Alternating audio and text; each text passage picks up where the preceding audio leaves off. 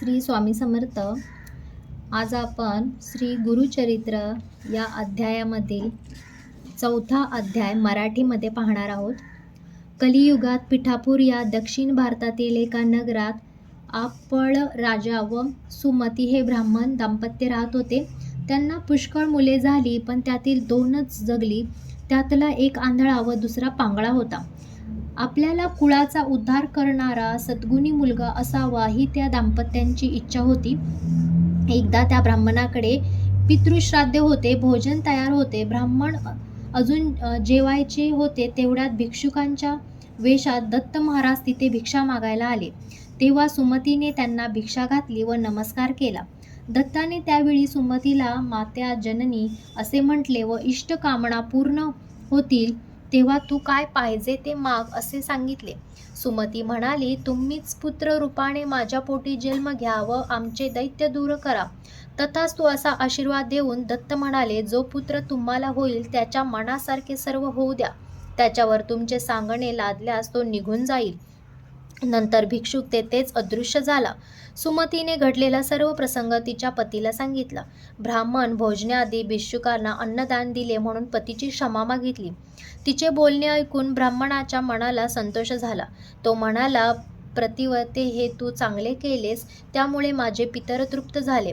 पितरांसाठी म्हणून आम्ही कर्म करावे व ते विष्णूंना अर्पण करावे. तो त्याने साक्षात आमच्या घरी येऊन भिक्षा स्वीकारावी याचे नवल वाटते. पुढे कालांतराने सुमिताला पुत्र झाला.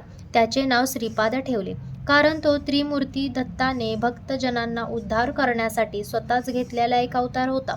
पुढे त्या ब्राह्मणाने 7व्या वर्षी त्या मुलाची मुंज केली. श्रीपाद पुढे वेदपठण शिकला.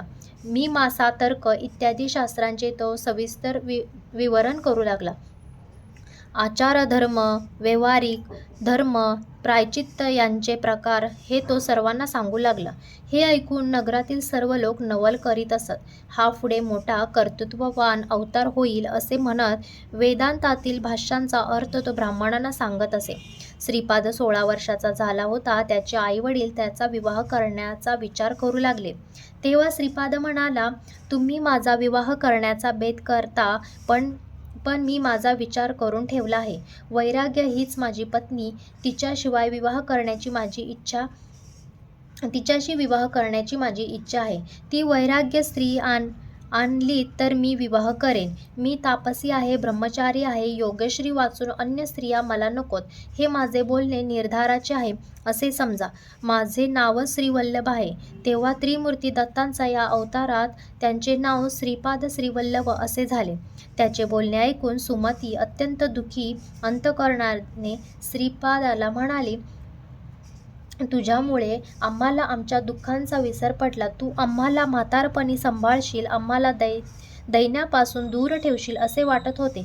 तुझे वडील बंधू पांगळा व दुसरा आंधळा आहे. त्यांचे पोषण आता कोण करील? आमचे रक्षण कोण करील? आईचे बोलणे ऐकून श्रीपादाने त्या दोन्ही भावंडांकडे अमृतमय दृष्टीने पाहिले. तो काय त्यांचे वैगुण्य नाहीसे झाले. पांगळ्याला पाय, आंधळ्याला दृष्टी प्राप्त झाली. महात्म्यांच्या दृष्टीपाताने तो मुलगा योग्यता प्राप्त झाली. तत्क्षणी त्यांना वेदशास्त्रे, व्याकरण वगैरे सर्व अवगत झाले. दोघेजण आम्ही कृतार्थ झालो असे म्हणत त्यांच्या पाया पडले. वंशात अखंड संपत्ती, सुख व विद्या नांदेल असा आशीर्वाद देऊन तो साधू लोकांना दक्षिणे देऊन त्यांचा उद्धार करण्यासाठी उत्तरेस बद्रिकाश्रमात गेला व नारायणाची भेट घेऊन त्याने आपले अवतार कार्य निश्चित केले.